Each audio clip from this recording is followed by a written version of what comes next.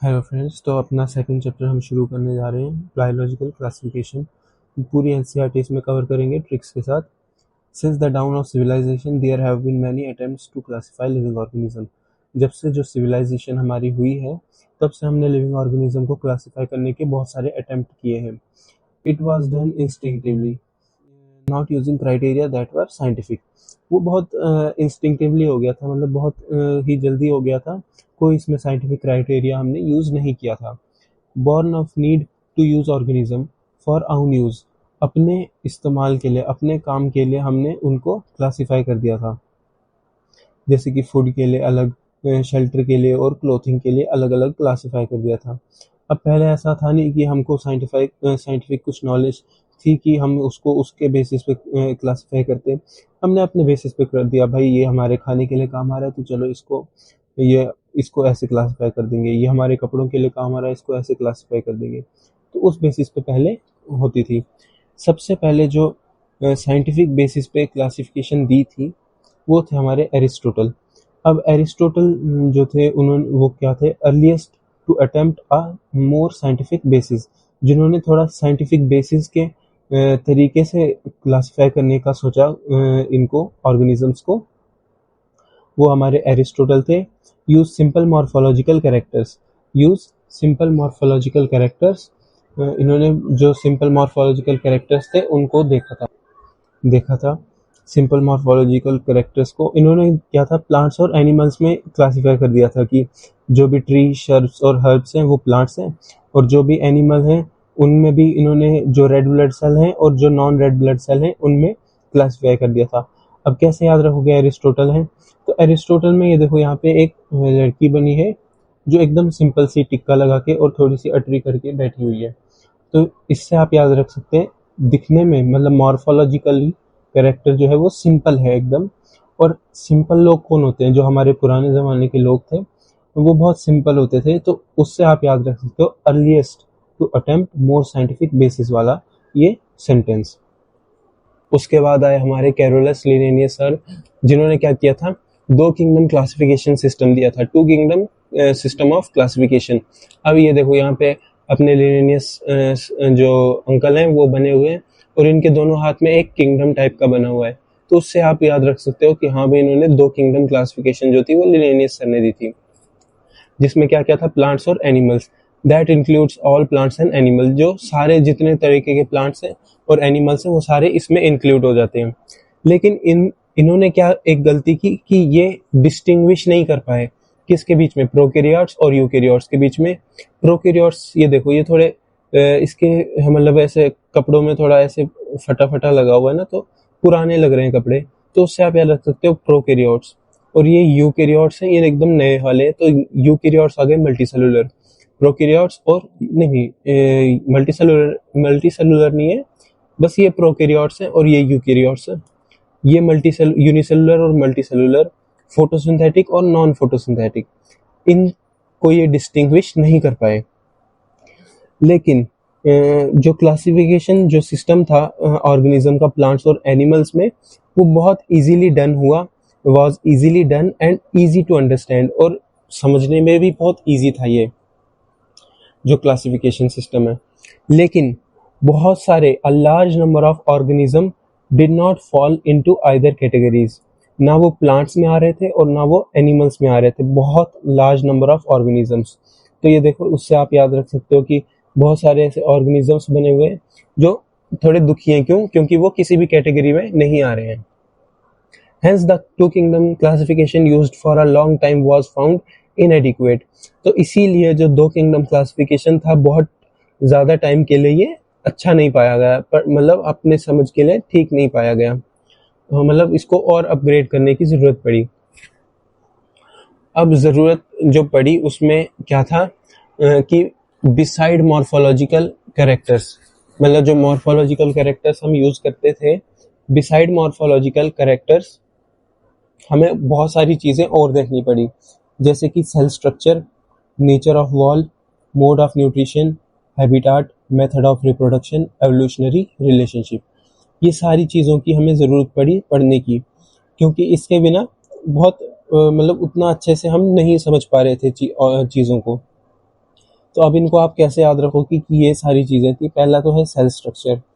अब इससे आप कैसे याद रख सकते हो, ये देखो स्ट्रक्चर बना हुआ है सेल का, बहुत अलग अलग टाइप के स्ट्रक्चर जो हैं वो सेल के बने हुए हैं, तो उससे आप याद रख सकते हो सेल स्ट्रक्चर। दूसरा नेचर ऑफ वॉल, ये देखो जो वॉल का नेचर है वो बहुत प्यारा है, मतलब बहुत अच्छे से ये रहता है, तो नेचर जो है बहुत खुश मिजाज नेचर है इस वॉल का। और इसके हाथ में क्या है, खाने का कुछ लड्डू टाइप का इसके हाथ में है, तो मतलब मोड ऑफ न्यूट्रिशन, ये कैसे खाना खाता है, लड्डू के तरीके से, मतलब लड्डू खाता है ये, तो मोड ऑफ न्यूट्रिशन उससे याद रख सकते हो। हैबिटाट, रहता कहाँ है, ठीक है। फिर मेथड ऑफ रिप्रोडक्शन, और अब यहाँ पे क्या है, एक आदमी बना हुआ है जो क्या हो गया है, रिप हो गया है, ये देखो मर गया है, ये रिप हो गया है, RIP। क्यों, क्योंकि इसने ये फंदा लटका दिया अपना, ये जो फंदा दिख रहा है ये इसने लटका दिया है, तो इधर पे लिखा हुआ है RIP, रिप। तो उससे आप याद रख सकते हो मोड ऑफ रिप्रोडक्शन। और रिप होते होते उसके हाथ में एक गन भी थी, कौन सी गन थी, ईवो गन थी। ईवो गन पता होगा कौन सी गन है। एवोल्यूशनरी रिलेशनशिप आप उससे याद रख सकते हो। Classification system for living organisms have hence undergone several changes over time. जो क्लासिफिकेशन सिस्टम है लिविंग ऑर्गेनिज्म का, वो टाइम के साथ बहुत सारी बार चेंज होता गया है, ठीक है। लेकिन though the plant and animal have been constant under all different systems, the understanding of what group or organisms under this kingdom is changing. कह रहा है कि जो प्लांट और एनिमल है ना, वो जितने भी आज तक सिस्टम बने हैं, चाहे 2 सिस्टम क्लासिफिकेशन हो, 3 की सिस्टम हो, 4 हो या 5 हो, जितने भी क्लासिफिकेशन सिस्टम हैं, उन सब में प्लांट और एनिमल कांस्टेंट है, मतलब वो तो प्रेजेंट है ही है। लेकिन उसके अंदर जो ग्रुप्स और ऑर्गेनिज्म है ना, वो उस किंगडम के अंदर जो ग्रुप्स और ऑर्गेनिज्म है वो चेंज हो जाते हैं। कभी एक ऑर्गेनिज्म है वो एक से दूसरे में भाग जाता है, कभी दूसरे को दूसरे में जगह पे शिफ्ट कर देते हैं, तो मतलब वो चेंज होता है उसके अंदर। बाकी प्लांट और एनिमल जो है वो कांस्टेंट है। अब यहाँ पे ये चेंजिंग जो है ये ऐसे डेल्टा से बनाया है, जो डेल्टा होता है ना चेंज, तो वैसे बनाया है, और ये जो है ये किंगडम दिखाता है कि ये किंगडम है, तो ये किंगडम है, ठीक है। अब the number and nature of other kingdoms have also been understood differently by different scientist. जो नंबर और नेचर है दूसरे किंगडम्स का, मतलब जो प्लांट और एनिमल है उसके अलावा भी दूसरे किंगडम्स हैं, अब उसके नेचर में कि मतलब उसका नेचर कैसा है उस किंगडम में, मतलब जो भी ऑर्गेनिज्म है उनका नेचर क्या है, उनके नंबर्स कितने हैं, उन सब को डिफरेंट साइंटिस्टों ने डिफरेंट तरीके से पढ़ा, अंडरस्टैंड किया, वही लिखा हुआ है। अब इसको आप कैसे याद रख सकते हो, नंबर और नेचर, तो नंबर और नेचर को आप याद रख सकते हो, ये जो पेड़ बना हुआ है ये नेचर को दिखाता है और उसके अंदर नंबर लिखे हुए हैं, तो उससे आप याद रख सकते हो नंबर और नेचर जो है दूसरे किंगडम का, वो पढ़ा था डिफरेंटली बाय डिफरेंट साइंटिस्ट, तो DT यहाँ पे भी आ जाएगा। उसके बाद अपना ये मेन जो टेबल है NCERT का, वो इसमें पढ़ना है। इसमें क्या है, ये सारे कैरेक्टर्स दिए हुए हैं और यहाँ पे सारे जितने भी किंगडम्स है, 5 किंगडम्स, उनके बारे में लिखा हुआ है कि इसमें इस कैरेक्टर का क्या है, ठीक है। जैसे पहला है मोनेरा। मोनेरा में हमको आपको पता है ये वो प्रोकैरियोट होता है, उसका सेल टाइप जो होता है प्रोकैरियोट होता है, इसलिए इसका ये मोनेरा है ना, ये जो बैक्टीरिया है, इसके जो कपड़े हैं ना ये थोड़े से फटे पुराने हैं, ये देखो ये फटे फटे जैसे बनाए हुए हैं, इसका मतलब है इसका जो कपड़े हैं फटे पुराने हैं, ठीक है। मोनेरा ने अपने एक हाथ में सेल लिया हुआ है, दूसरे हाथ में अपनी अम्मी की फोटो है, ठीक है। तो इससे क्या पता चलता है, जो मोनेरा का जो सेल वॉल है ना, सेल वॉल वो सेल्यूलोसिक है, मतलब सेल्यूलोसिक है, लेकिन इसके ऊपर क्या मारा है, कांटा मारा है, मतलब सेल्यूलोसिक नहीं है, मतलब नॉन सेल्यूलोसिक है। ये सेल बना हुआ है और इसके ऊपर कांटा बना हुआ है, तो इसका मतलब नॉन सेल्यूलोसिक है। और प्लस इसने अपनी अम्मी की एक फोटो भी रखी हुई है अपने हाथ में, तो अमाइनो एसिड है, तो सेल वॉल किसकी बनी हुई है, non cellulosic polysaccharide plus amino acid, तो इसकी सेल वॉल इससे बनी हुई है। ये देखो पीछे एक सेल वॉल भी बना दी है कि याद रहेगा इससे। उसके बाद है इसका न्यूक्लियर, इसका न्यूक्लियर मेम्ब्रेन जो होता है वो बहुत पुराने हैं, तो इसमें सिर्फ न्यूक्लियर मेम्ब्रेन जो होता है सिर्फ इसी में एब्सेंट होता है। बॉडी ऑर्गेनाइजेशन अब पुराने हैं, पुराने से हैं, तो सेलुलर होगी। मोड ऑफ न्यूट्रिशन इसका ऑटोट्रॉफिक भी होता है और हेटेरोट्रॉफिक भी होता है। ऑटोट्रॉफिक में दोनों होता है, कीमो भी होता है और फोटोसिंथेटिक भी होता है। और हेटेरो में सेप्रोफिटिक और पैरासिटिक, पैरासाइट की तरह भी रहते हैं और सेप्रोफिटिक भी रहते हैं। फिर आ गया प्रोटिस्टा। प्रोटिस्टा जो होता है वो यूकेरियोट है, ठीक है। इसकी जो सेल वॉल होती है प्रेजेंट इन सम, ये देखो ये जो वॉल है इसकी ये छोटी छोटी दिख रही होगी, ये वॉल बनाई है और इसके इधर पे सम लिखा हुआ है, प्लस लिखा हुआ है, प्लस का मतलब सम है, तो प्रेजेंट इन सम। और इसकी न्यूक्लियर मेम्ब्रेन प्रेजेंट है, बाकी सब में प्रेजेंट है न्यूक्लियर मेम्ब्रेन। ठीक है, बॉडी ऑर्गेनाइजेशन इसकी भी सेलुलर है, इसकी भी सेलुलर थी। और बाकी आगे जो है टिश्यू लेवल होगा, टिश्यू होगा, ऑर्गन होगा और ऑर्गन सिस्टम होगा। खाना ये ऑटोट्रॉफिक भी होता है और हेटेरोट्रॉफिक भी होता है। फिर फंगी आ गया, फंगी में ये यूकेरियोट होता है, ये तो पता ही है। फंगी को हमने कैसे याद रखा है, ये जो है ये लफंगा जैसा है, इसकी आंखों में देखो दिल बना हुआ है, तो इससे हमने याद रखा है ये लफंगा है। फंगा मतलब, फंगी मतलब लफंगा। उसमें इधर देखो इसके ऊपर जो है बहुत सारे सेल्स बनाए हैं, तो मतलब ये मल्टी सेलुलर है। लेकिन इधर पे एक इसके हाथ में एक टिश्यू भी पड़ा हुआ है, तो लूज टिश्यू का बना हुआ है।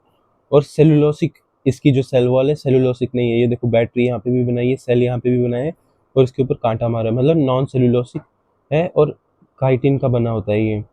मल्टी सेलुलर और लूज टिश्यू का ये। हेटेरोट्रॉफिक, सेप्रोफिटिक और पैरासिटिक दोनों आता है इसके अंदर। प्लांट्स में ये, प्लांट्स जो होते हैं उसका सेल टाइप जो होता है वो यूकेरियोटिक होता है। किसी किसी और जो इसकी सेल वॉल होती है प्लांट्स में, वो पूरे सेल की बनी होती है, सेलुलोज की बनी होती है। ठीक है, इसमें कोई वो नहीं है कि नॉन सेलुलोसिक है, ये पूरी सेलुलोज की बनी होती है। इसका न्यूक्लियर मेम्ब्रेन भी प्रेजेंट होता है, एनिमल का भी प्रेजेंट होता है। टिश्यू या ऑर्गन होता है इसमें प्रेजेंट, और बॉडी ऑर्गेनाइजेशन और ऑटोट्रॉफिक होते हैं, सारा खाना अपना खुद बनाते हैं। एनिमल्स में ये यूकेरियोट है, एब्सेंट होती है cell wall, nuclear membrane present होती है, पता है, ये टिश्यू, ऑर्गन सिस्टम सब प्रेजेंट होता है इसमें। हेटेरोट्रॉफिक होते हैं ये होलोजोइक और सेप्रोफिटिक। होलोजोइक हम होते हैं इंसान, ये देखो होलो आइज इसकी बनाई हुई है, तो आइज से आप याद रख सकते हो इंसानों की आइज जो है वो होलो होलो होती हैं थोड़ी सी, तो उससे आप याद रख सकते हो। होलोजोइक जो होता है वो ह्यूमंस में होता है और सेप्रोफिटिक भी होता है। उसके बाद आ गया R H Whittaker. R H Whittaker जो थे उन्होंने हमारी जो 5 किंगडम क्लासिफिकेशन है वो 1969 में दी थी। क्या क्या दिए थे, ये जो स्ट्रक्चर बना हुआ है ना, ये किंगडम बताता है, किंगडम। तो 5 किंगडम दिए थे इन्होंने, Monera, Monera, Protista, Fungi, Plantae, animalia.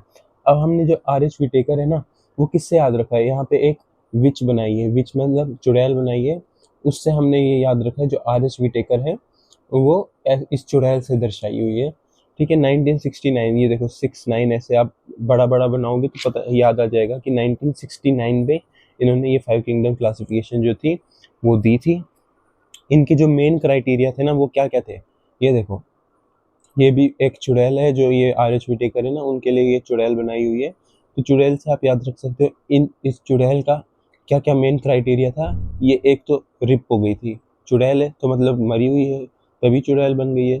तो यहाँ पे इसके गले में फंदा है यहाँ पे, तो यहाँ पे क्या लिखा हुआ है, RIP। ये दिख नहीं रहा होगा, एक मिनट, RIP, रिप हो गई है, रिप हो गई है।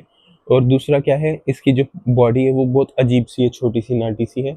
तो बॉडी ऑर्गेनाइजेशन भी था इनका main criteria, mode of reproduction भी था।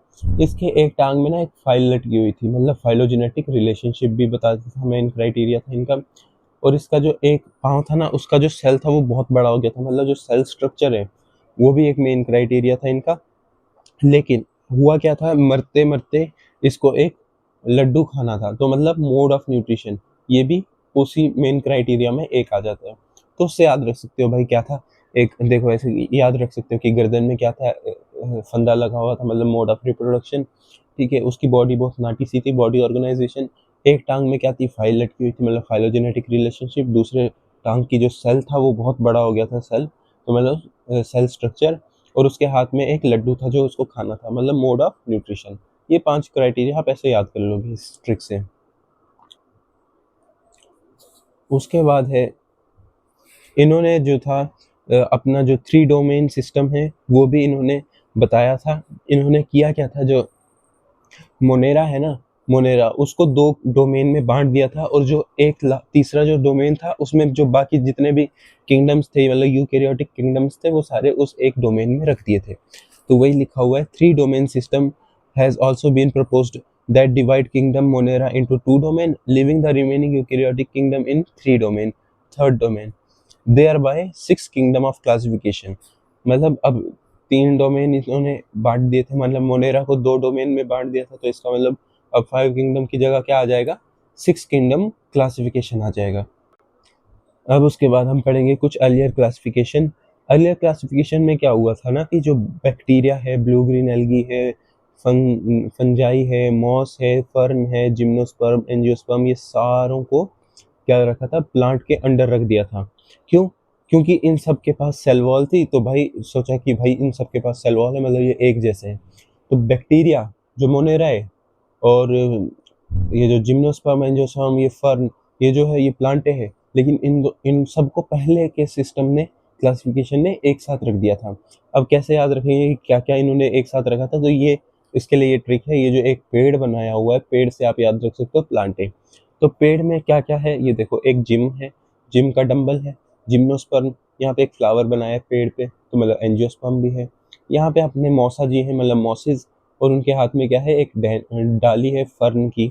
ठीक है, मौसा जी के याद रख सकते हो, मॉसिस आ गया तो फर्न भी आ जाएगा, क्योंकि ये दोनों एक ही है, एक ही उसमें आते हैं, टेरिडोफाइट में आते हैं शायद, दोनों एक ही में आते हैं। तो मौसा जी आ गए तो मौसा जी के साथ फर्न भी आ जाएगा। उसके बाद ये देखो, ये लफंगा, लफंगा कैसे याद रखा था हमने, इसकी आंखों में दिल बने हुए थे ना। तो फंगी जो है, और जो बैक्टीरिया है, ये बैक्टीरिया है, बेकार सा बैक्टीरिया है।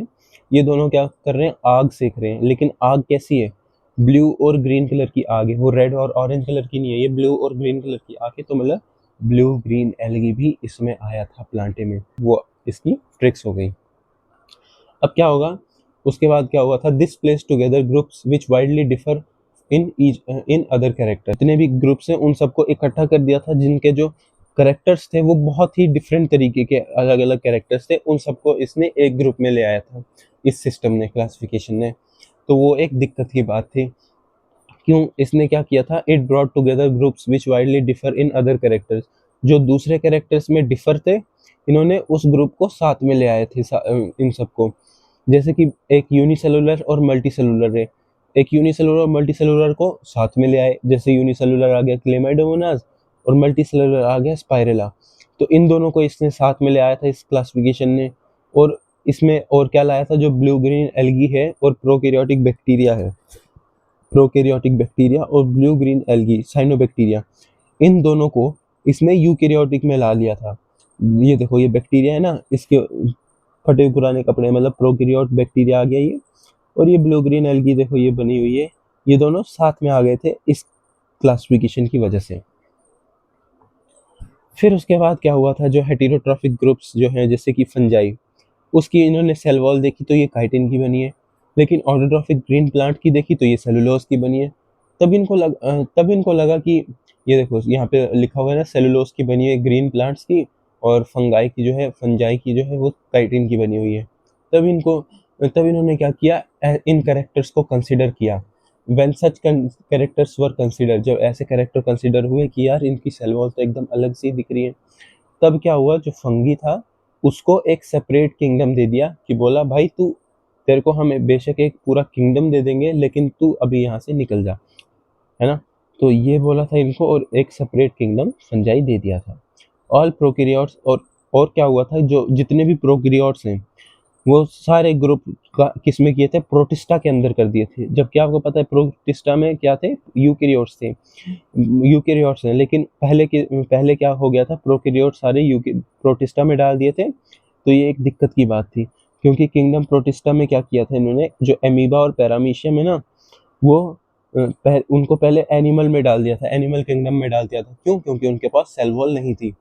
और क्लेमाइडोमोनास और क्लोरेला, ये जो क्लेमाइडोमोनास और क्लोरेला है ना, इनको पहले प्लांट एल्गे के साथ प्लांट में रख दिया था। क्यों? क्योंकि इनके पास सेल वॉल थी। तो ये इन्होंने बहुत, मतलब एक दिक्कत की बात थी कि भाई यूनिसेलुलर मल्टी सेलुलर सारे साथ में आ रहे हैं, है ना। तो ये थोड़ी दिक्कत की बात हुई थी पहले। इन्होंने क्लेमाइडोमोनास और क्लोरेला साथ में रख दिया था एल्गे के साथ प्लांट के अंदर, क्योंकि इनके पास सेल वॉल थी। और एमीबा और पैरामीशियम, ये देखो पैरामीशियम के लिए एक पैर जैसा बना दिया है, ठीक है। तो एमीबा और पैरामीशियम जो है पहले एनिमल किंगडम में थे, क्योंकि इनके पास सेल वॉल नहीं थी। It has put together organisms which in earlier classifications were uh, placed different in different kingdoms. It has put together organisms which in earlier classifications were placed in different kingdoms. तो अब क्या हुआ, इसकी वजह से क्या हुआ, इन्होंने उन ऑर्गेनिजम्स को एक साथ ले आए जो कि अर्लियर क्लासिफिकेशन में बहुत अलग अलग किंगडम्स में रखे हुए थे। मतलब क्या हुआ था, जैसे इन्होंने बोला ना कि सेल वॉल जो थे उन सबको प्लांट में रख दिया, जिनके पास सेल वॉल नहीं थी उनको सबको एनिमल में रख दिया। तो ये बहुत डिफरेंट कर दिया था इन्होंने। लेकिन ये जो सिस्टम आया, क्लासिफिकेशन सिस्टम, ये जो नया सिस्टम आया, इन्होंने ऐसे ऑर्गेनिज्म को टुगेदर रखा, ऐसे ऑर्गेनिज्म को एक साथ रखा जो अर्लीस्ट क्लासिफिकेशन, मतलब जो पुरानी क्लासिफिकेशन में थे ना, उसमें उन्होंने अलग अलग कर दिए थे ना कि भाई ये तो अलग है एकदम, क्योंकि मतलब कुछ भी होगा, कोई भी ऐसा उन्होंने क्राइटेरिया देखा, सोचा होगा कि भाई इन दोनों को एकदम अलग रखो। लेकिन ये जो नया क्लासिफिकेशन आया, इन दोनों ने उन जो अलग अलग एनिमल्स थे उन सबको एक साथ ले आए इस किंगडम में। ऐसा क्यों हुआ? ऐसा क्यों हुआ? दिस हैपन बिकॉज, क्यों हुआ ऐसा? क्योंकि the criteria for classification changed. जो क्राइटेरिया हम क्लासिफिकेशन के लिए लेते थे ना, वो चेंज हो गया था। क्योंकि अब लोग समझ गए थे कि भाई ऐसा नहीं हो सकता कि मल्टी सेलुलर यूनिसेलुलर को एक साथ रखें, है ना। जिसके पास सेल वॉल है और जिसके पास सेल वॉल नहीं है उनको एकदम अलग अलग रख दें। क्या पता वो उनमें भी कोई अलग फीचर्स होंगे जो एकदम मैच करते होंगे और एकदम हमने अलग रख दिए होंगे। तो वैसे हमने क्या किया, क्राइटेरिया जो था वो हमने चेंज किया।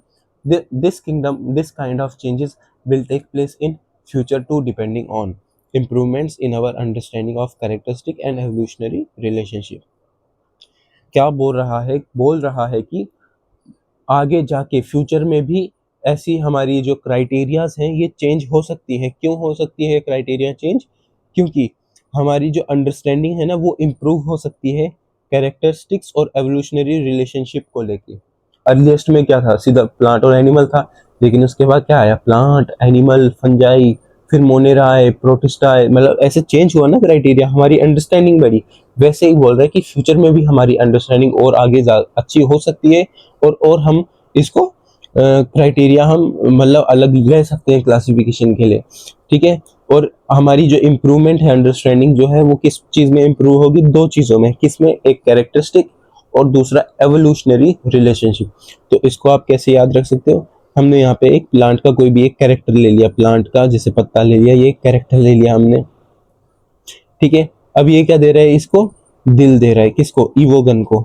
मतलब एवोल्यूशनरी रिलेशनशिप और कैरेक्टरिस्टिक इसने पत्ता रख दिया कोई भी। तो उससे आप याद रख सकते हो क्या क्या थे भाई, दो क्या क्या थे, एक तो कैरेक्टरिस्टिक था, दूसरा एवोल्यूशनरी रिलेशनशिप था। Over time, an attempt has been made to evolve a classification system which reflect not only morphology, physiology, or reproductive similarities but also phylogenetic based on evolutionary relationship। क्या बोल रहे हैं कि time के साथ साथ सिर्फ हमने मॉर्फोलॉजी, फिजियोलॉजी और रिप्रोडक्टिव सिमिलरिटीज नहीं देखी, उसके अलावा हमने एक और चीज़ देखी जो क्या है, फाइलोजेनेटिक रिलेशनशिप। जो इसका मतलब क्या होता है, एवोल्यूशनरी रिलेशनशिप होता है ना, मतलब अगर एवोल्यूशन को देखते हुए हमने ऐसी भी क्लासिफिकेशन की हुई है। तो इन तीनों को आप कैसे याद रख सकते हो? मॉर्फोलॉजी से आप याद रख सकते हो इसका चेहरा जो मॉर्फोलॉजी है उससे। ये रिप्रोडक्टिव सिमिलरिटीज आप किससे याद रख सकते हो? ये देखो, ये पंखे से लटक गई है, मतलब रिप हो गई है, तो रिप्रोडक्टिव सिमिलरिटीज। फिजियोलॉजिकल से आप कैसे याद रख सकते हो? ये अपनी बॉडी दिखा रही है, मरते मरते भी अपनी बॉडी दिखा रही है, तो रिप्रोडक्टिव सिमिलरिटीज फिजियोलॉजिकली और मॉर्फोलॉजिकल जो इसका चेहरा है। उसके अलावा उसके हाथ में एक फाइल थी, मतलब फाइलोजेनेटिक रिलेशनशिप। तो इस ट्रिक से आप याद रख सकते हो कि इनको सिर्फ हमने रिफ्लेक्ट नहीं किया, morphology, physiology, reproductive, morphology, physiology और रिप्रोडक्टिव, है ना।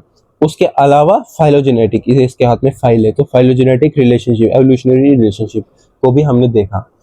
तो आई होप आपको यहाँ तक पूरा समझ आया होगा। किंगडम मोनेरा जो है हमारी अगली वीडियो में आएगी, ठीक है। इससे किंगडम मोनेरा से पहले का जितना भी एनसीईआरटी में दिया हुआ है ना, वो सारा का सारा एनसीईआरटी बेस हमने ये पूरा नोट्स में लिखा हुआ है।